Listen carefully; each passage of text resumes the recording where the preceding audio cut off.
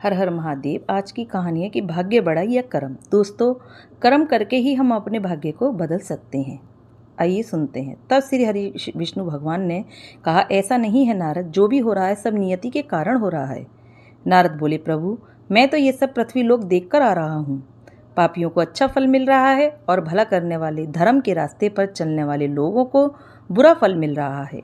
श्री विष्णु भगवान ने कहा, नारद कोई ऐसी घटना बताओ जो तुमने देखी हो। तब नारद जी ने कहा, अभी मैं पृथ्वीलोक के एक जंगल से आ रहा हूँ। मैंने देखा कि वहाँ एक गाय दलदल में फंसी हुई थी। कोई उसे बचाने वाला नहीं था। तभी एक चोर उधर से गुजर रहा था। वे चोर गाय को फंसा हुआ देखकर भी नहीं रुका, बल्कि वह उस पर पैर रखकर दलदल लांघकर आगे निकल गया। और तो और आश्चर्य तब हुआ जब आगे जाकर उस चोर को सोने की मोहरों से भरी एक थैली मिली। थोड़ी देर बाद वहाँ से एक बूढ़ा साधु गुजरा। उसने उस गाय को दलदल में फंसा देख उसको बचाने की पूरी कोशिश की। साधु ने अपने पूरे शरीर का जोर लगाकर उस गाय को बचा तो लिया, लेकिन मैंने देखा कि गाय को दलदल से निकालने के बाद वह साधु जब कुछ दूर आगे गया तो एक गड्ढे में गिर गया। हे प्रभु, अब आप ही बताइए ये कौन सा न्याय है।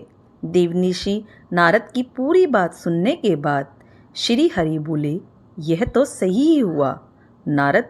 जो चोर गाय पर पैर रखकर भाग गया था उसकी किस्मत में तो पहले से ही एक खजाना था, लेकिन उसके इस पाप के कारण उसे केवल कुछ मोहरें ही मिली।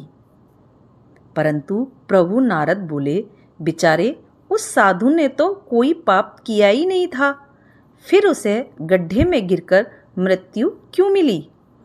तब श्री विष्णु भगवान ने नारद को समझाया, नारद उस साधु को गड्ढे में इसलिए गिरना पड़ा क्योंकि उसके भाग्य में उस समय बहुत ही कष्टदायक मृत्यु लिखी थी, लेकिन उसने गाय को बचाया, इस कारण उसके पुण्य बढ़ गए और उसकी मृत्यु एक छोटी सी चोट में बदल गई, जिससे उसे मृत्यु के समय बहुत ही कम दर्द का आभास हुआ और वह स्वर्ग का भागी बना।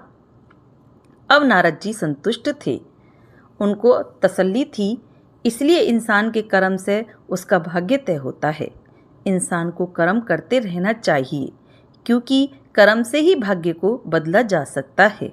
तो दोस्तों, इसलिए हमें अच्छे अच्छे काम करने चाहिए जिससे कि हम अपने भाग्य को बदल सकें। यदि आपको मेरी कहानी अच्छी लगी हो, लाइक करें, सब्सक्राइब करें। कहानी देखने के लिए, सुनने के लिए